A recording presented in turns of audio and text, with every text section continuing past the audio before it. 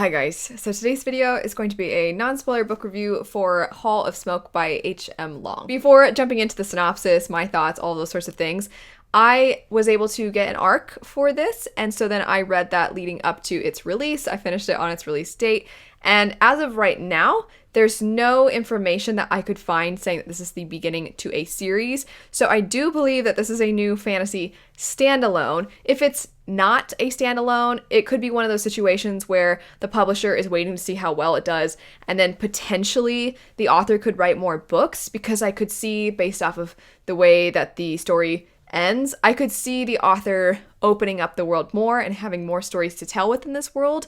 But currently, the way this book ends, it definitely feels like the story that we are introduced to is completed. Just wanted to start with that because I know a lot of people really crave a good fantasy standalone from time to time, and I did quite enjoy this story. It follows a woman named Hessa, who is a warrior priestess to a goddess of war named Ing. It is a Viking-inspired world, but I wouldn't say that it's quite the same. So if you're somebody who really loves Viking stories, don't go into this thinking that it's 100% going to be exactly like that. The author definitely made it very unique with the gods and goddesses and the ways in which our character discovers more about them, the way that they butt heads, the way that different peoples are devoted to different gods and goddesses, and how their customs are slightly different depending on who they're devoted to. Our main character, Hessa, though, at the beginning of the story, she has been cast out and is seeking forgiveness from her goddess. Something that I thought was pretty cool about this book is it's not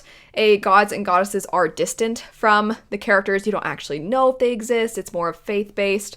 It's not that at all. The gods and goddesses play a huge role in the lives of humans. They actually do grant them powers, and they interact with them. This particular goddess interacts with Hessa through visions a lot of the times, but she can show up and make an appearance, as can all of the other gods and goddesses. And some of them have more human-like forms, some of them are more nature-like, but either way, Hessa at the beginning of the story is seeking forgiveness from her goddess, and then some things transpire. It's actually quite emotionally high stakes right at the beginning of the story, so I think it had quite an explosive beginning, and then from there, we see our character essentially grieving due to some things that transpire, and also surviving and trying to figure out what is going on. So you kind of get a lot of different clans, if you will, who are at odds with one another, and it seems to be that perhaps there is more going on. I feel like you need to take a shot for the amount of times that I say gods and goddesses, but there seems to be stuff going on with the gods and goddesses in this particular story, and our main character is wondering, why would the things that happened, why would my goddess let that happen? She's the goddess of war. She should have been there to help us. Why wasn't she there? And you see a character struggling with their faith, which I think is an interesting trope to examine, especially in this story, because you see, like I was saying before, faith where you don't have an actual tangible god or goddess, sorry to keep saying it, but they don't appear. There's no actual physical representation, and so it's more of a religion, whereas in this, they clearly have some kind of powers, they make an impact. So when our character is questioning their faith to their goddess, it's, I think, a little bit more interesting than what you usually find with the questioning of faith trope. To expand on that a little bit, while I was reading it, I was thinking, this goddess is sketchy.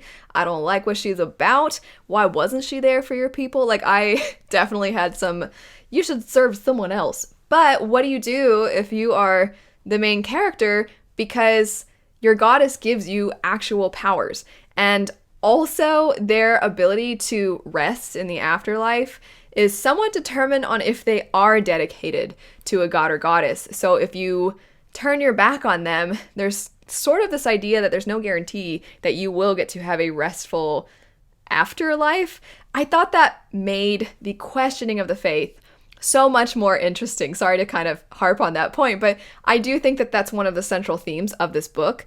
And I think it's important to note because you almost get frustrated at times with how often the character will kind of be like, I don't know. I just don't know about Ing anymore. She doesn't talk like that. But you get frustrated with her, but then at the same time, you're like, well, what is she supposed to do? You know? Which I thought, I like those moral conundrums. The pacing of the book, I do think is potentially not going to be to everyone's liking. I mentioned that I think the beginning is quite explosive. I definitely was very intrigued and cared very much at the beginning of the story. And then after a certain point, I do think that the surviving aspect sort of makes the story feel meandering a little bit. We end up having a little bit of a recipe of, okay, our character is with a certain group of people, and then danger, and then stuff goes down, and then now she's alone, and then now she's with someone else, and then danger, and it just kind of sort of repeats itself. So in that way, you're kind of going from one point to the next, and that is probably going to maybe get a little bit tiresome for some readers. For me, I did enjoy the different peoples that you find each time that they are introduced to a new person or a new god or goddess. So I thought that was interesting. You also find out more about the gods and goddesses, and so you dive deeper into that. And discovery is a part of this story as well, finding out more about the culture of higher beings as the story progresses. I do think the combination of survival with grieving is also maybe going to be not to everyone's liking. I didn't mind. I really appreciated the amount of times that the character thought about what she had lost.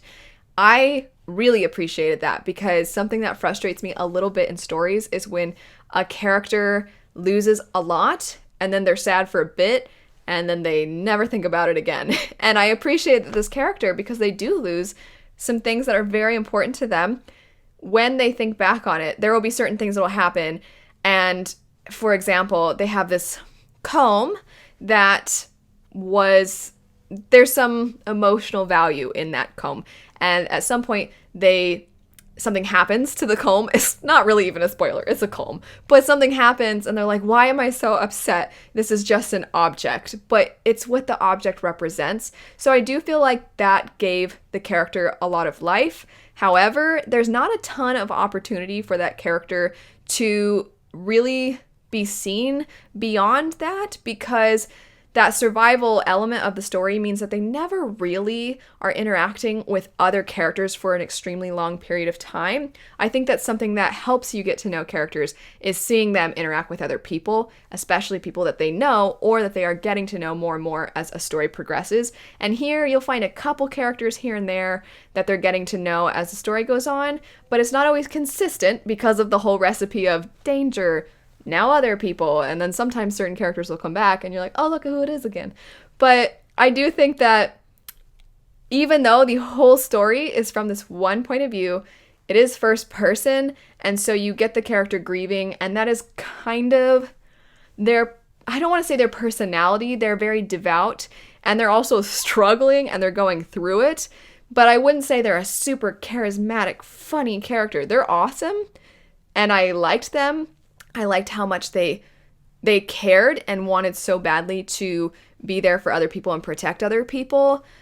But I do think that they lack a little bit of character beyond that. And I understand why, but I also sometimes, I almost wish the character was just a tad snarky or something like that, so that maybe there was a little bit something else to balance out the sadness and the grieving a little bit, if their personality was perhaps a little more lively. And that is not a fault of the book. It's just something that I think would have made it a little bit more entertaining, I suppose. Something else I'll add that I think is good for a lot of people to know because of certain tastes: there is not really romance in this book. I know some people love them a good romance story, but you're not going to get that with this. Not because there's a bad romantic subplot or anything like that. There just truly isn't really. There's not a whole lot of time for that in this book. If the general premise and themes sound appealing to you, then I would definitely give it a go. I think the writing style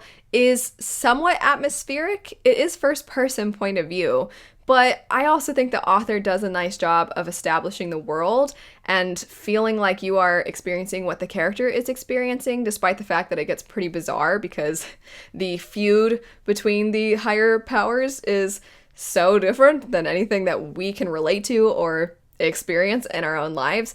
But in general, if the premise sounds good, I would definitely highly recommend it. Where I think some people might not like it as much would have to probably relate to the pacing not being extremely fast beyond that beginning, the fact that it does feel a little bit meandering, and because the character is grieving, you're really not going to get a lot of humor and a lot of snarkiness, and you're not getting the romance. One last thing, this book is quite short as far as adult fantasy goes, so if you're looking for something that maybe isn't a huge commitment, this one will probably do that for you. I think it was a good amount of story for a single book and the amount of time that we have. But anyway, let me know if it sounds interesting to you, if it sounds like something that you would want to pick up. I hope you have a lovely rest of your day. Thanks so much for watching, and I'll see you later. Bye.